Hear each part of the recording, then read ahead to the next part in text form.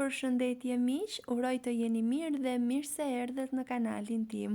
Unë jam Mandalina nga sofra ime dhe çdo ditë ndaj me ju receta të cilat i përgatis për familjen time. Sot kam përgatitur qull me arra dhe mish pule, është një recetë të cilën e kam mësuar nga vjera ime. Ju ftoj ta përgatisim së bashku. Në një enë do shtojmë gjalp, vaj ulliri dhe do skuqim mishin e pulës. Unë kam shtuar 400 gram mish pule, disa pjesë të saj. Nëse dëshironi ta përgatisni të gjithë, mund ta vendosni, e skuqim mirë në të gjitha anët. Dua t'ju kujtoj se nëse jeni ri në kanalin tim, mos harroni të bëni subscribe dhe të shtypni butonin e ziles, kështu do njoftoheni për çdo recetë të re të postuar.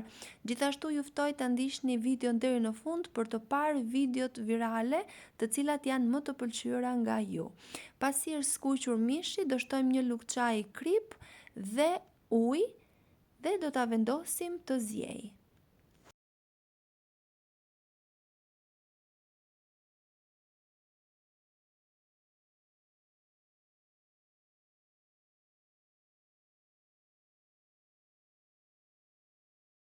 Ndërkohë që mishi zihen në një tigan të thatë, do skuqim një lugë të madhe me miell, një lugë të madhe druri ose 2 lugë gjelle miell.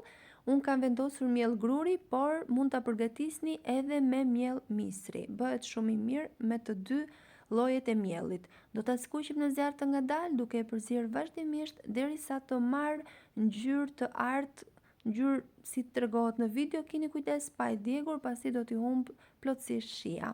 Pasi është gati, edhe mishi ka zier, nga lëngu i tij do shtojmë në tigan duke përzier vazhdimisht derisa të na formohet një masë e një trajtshme. Pasi është gati, 150 gram arra do t'i pastrojmë dhe do t'i grijmë në këtë mënyrë si tregohet në video dhe do ja shtojmë masës. Nëse dëshironi të shmangni yndyrën, arrat mund t'i skuqni edhe me mishin. Pasi e kemi shtuar edhe arrat, i përziejmë shumë mirë, masa është gati për ta vendosur në tavën e pjekjes. E vendosim në tavë edhe mishin gjithashtu, mund të shtoni edhe pak ujë shtesë nëse masa ju duket e trash. Keni parasysh që pas pjekjes masa do ju duket e hollë, por pasi të ftohet pak do ketë një masë të trash dhe shumë të shijshme. Pasi vendosim pjesët e mishit, unë dua t'ju theksoj se nëse e keni zog fshati, tava do ketë vërtet një shije akoma dhe më të mirë. Në këtë rast unë nuk e kisha.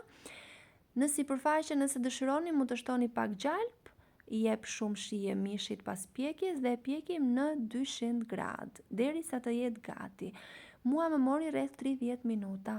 Pjekja varet gjithmonë në varësi të sobës që ju keni. Ky është rezultati pas pjekjes. Siç e shihni, ka marrë një ngjyrë fantastike. Si ju duket kjo recetë? Ju sugjeroj ta provoni dhe ta shijoni. Faleminderit.